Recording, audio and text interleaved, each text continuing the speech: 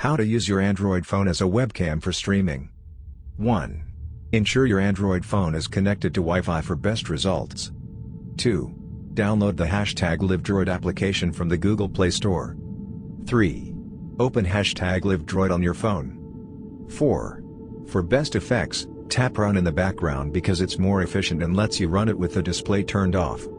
5. On your PC, open up your streaming software. 6. Add a new source to your scene. 7. Choose browser source. 8. Enter the URL given to you by LiveDroid as the browser source address. You can now position the window as you would any other webcam for your stream. The basic setup process as detailed above is the same for everyone, but performance will vary depending on your hardware and the capability of your wireless network.